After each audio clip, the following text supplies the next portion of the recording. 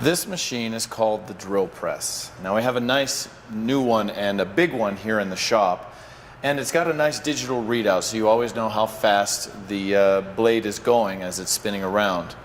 Now we can change the speed. It has a variable speed on there and you can see it. It's found on the other side. It's a handle on the left side, so as you turn the crank you'll be able to see that you're going faster or slower. It maxes out at 3,000 RPMs, but we keep it at about a medium speed, somewhere around 1,200. That's good for small bits and big bits. It just depends on what you're doing. The bigger the bit, the slower you want to go, but I'll help you with that as you go along. Some of the other things on the machine, here's the crank. We have 3 handles. You just pull it down.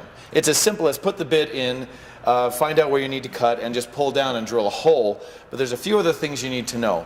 Now this machine also, to help you see, it has a light right here in front, and so you can actually see what you're doing. It also has a laser. Now I know you really can't see it on the camera right here, but there's 2 lines that X right where the bit's going to go in. So if you need to be a little bit more accurate, that's the way to go. I don't generally use it if if the hole doesn't matter that much, but I'll leave it up to you. It's just found right in the front.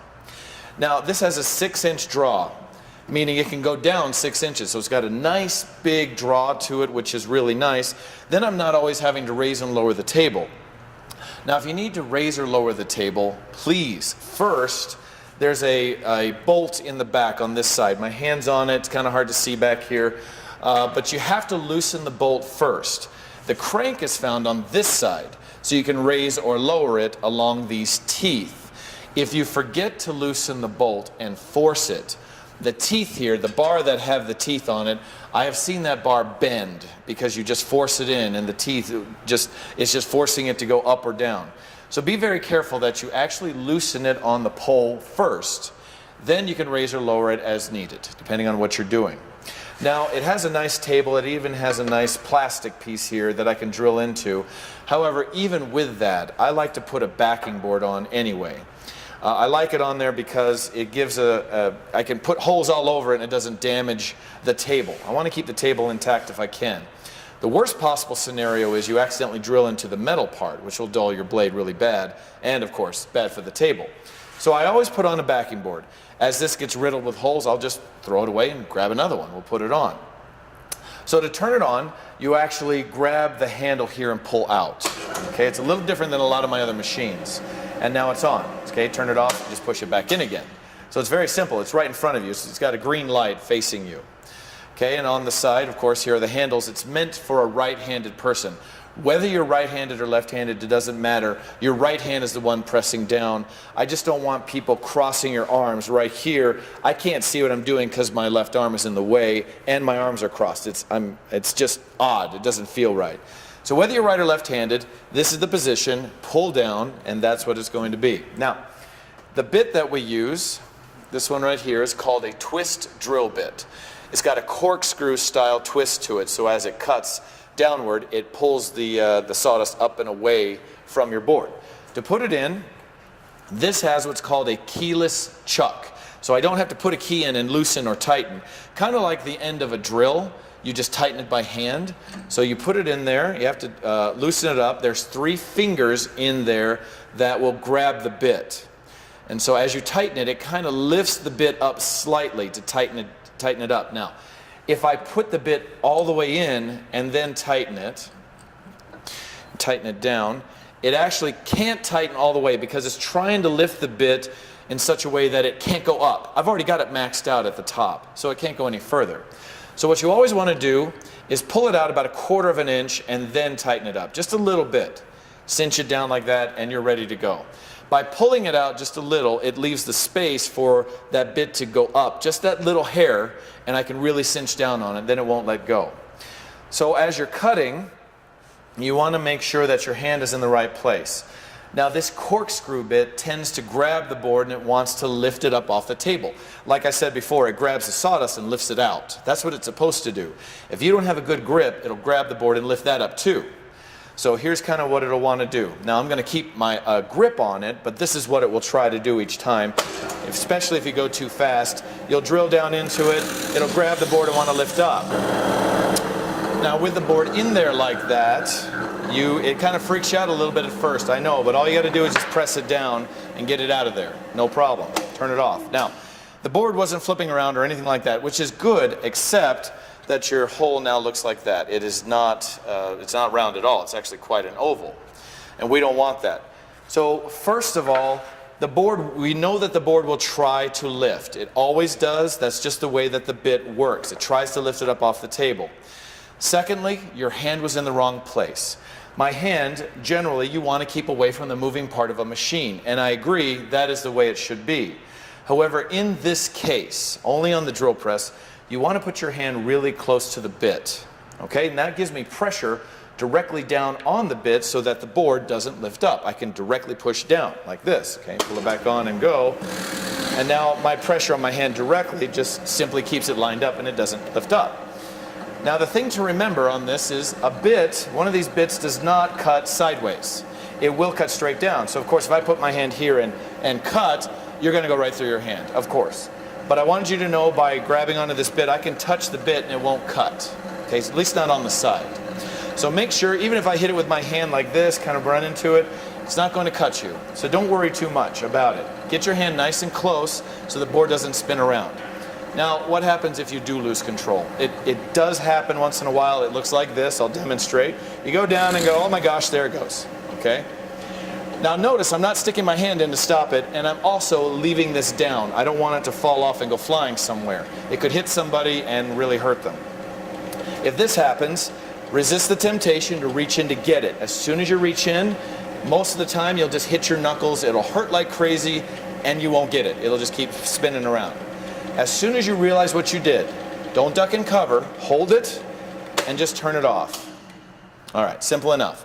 We raise it back up, and basically you unscrew it from the board, get it all the way down, and you're still fine. The hole is still all right. It's a bit torn out, but not bad. But the board didn't go flying, and I didn't lose control in that somebody got hurt at all. I didn't get hurt, neither did anybody else, and that's the goal here. So if you do lose control, turn it off as soon as you can think about it, turn off the machine, and then just kind of undo it and get it out of there. All right, so some of the other things about the machine. Slow and evenly. If you go too fast, you're going to get a lot of tear out. Let me show you what I mean. I'll go real quick. Just ram it through really quick like that. And a lot of people do that. Get you a little closer here. You can kind of see a couple of pieces there that have torn out. It's not bad. The bit is fairly sharp, but also on the top it even tore out. Okay, as opposed to taking your time and going nice and slowly. I'll do it right next to it. Take your time and easy through like that. And you can see the comparison there. That one's torn out, and this one was nice and even and slow. You get a nice clean cut, which is what we're after. Now that's the other reason I have this backing board, is if you're drilling into a giant hole underneath, a big gaping hole, which eventually you get over time, because drilling over time just makes it bigger, there's nothing to support that wood underneath. When I go through, there's about a 1/16 of an inch left. It rips it out. There's just not enough wood there to hold on, and it just tears out. Now with a backing board, the machine doesn't know the difference, that this is one piece and that's another. It just continues drilling through as if it was one solid piece.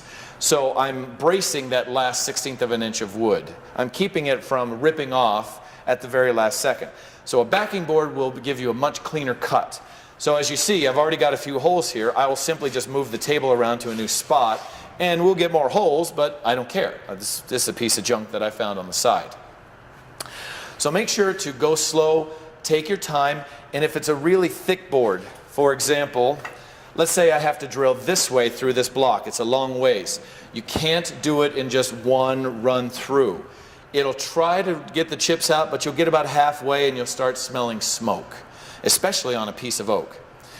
So you want to clear the chips. If you've got a really thick board under there, get about halfway, lift it back up to clear out those sawdust chips that's giving it the friction, making it hotter.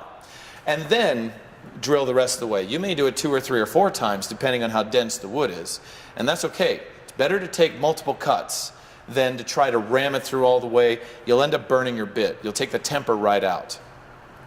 Now, in this case, I have a tiny little piece of wood. and I'm drilling through it, I'm afraid that I might lose control. It might start spinning around because there's not much to hold on to. In a case like this, simply grab a clamp, and I've got a whole bunch of them on the wall, and just clamp it. Just put that on there, clamp it down nice and tight. Now I can hold the clamp, and I'm not worried as much about the board. So I have a good grip and something to hold on to, and it's clamped on nice and tight. So for a tiny little piece, clamp it up. Make sure to keep a clamp on it so that it doesn't spin around. Okay? Let's see what else. This bit right here is called a Forstner bit, and let me get a little closer. It's made in such a way that it's got big teeth on the side and a cutter right here. Now it's going to, of course, do a much bigger hole. The bigger the bit, the more likely you're going to have a lot of tear out. So when I do a Forstner bit, I might even slow this down just a little bit if I need to, if it's a larger bit, and really take your time. You want to go slow and even. But that last little 1/16 of an inch, you're now cutting out this much instead of this much. It's going to want to rip out. So you want to be absolutely sure you have a good spot on the backing board. So, one of the last things that I wanted to show you, let's say you're cutting into a long piece of wood, okay? As you're cutting, say I need to cut a hole in the end, where do I put the extra? Is it on my left, or does it go on my right? Okay, in this case, the bit spins clockwise. Okay, so if I have it on my right side here and I cut, say I lose control, it's going to turn and hit me in the side, and we don't want that. Put it on your left and lose control, it hits the pole or the wall, depending on how long it is.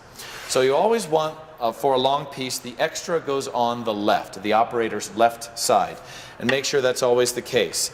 Now, of course, I'm going to have my hand here to make sure that I keep control, but let's just say it happens. Always have it on your left. Besides, the crank's on the right anyway, and you always want to use your right hand. So just given that, that should go on your left, which makes more sense.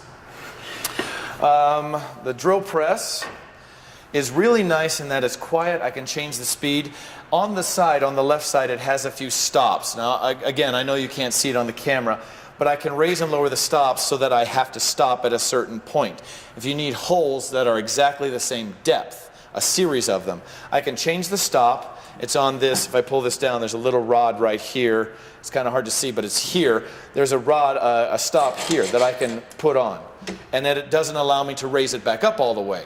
On the other end, it doesn't allow me to take it down all the way. It just depends on what you need. Now, most of the time, we don't use the stops. You just want to go all the way through your board, and that's it. But if you need them, they are there, and they're quick release, and they work out very, very well. So, I want to make sure I cover everything. Use small clamps if it's a small piece. You can stack up boards and cut 2 of them at once if you want them in the same place. But again, make sure you've got a good grip. If you lose control, don't go get it. Just turn it off as soon as you can so that the board doesn't work its way off and hit somebody. Keep those things in mind and you'll get a great, clean hole every single time.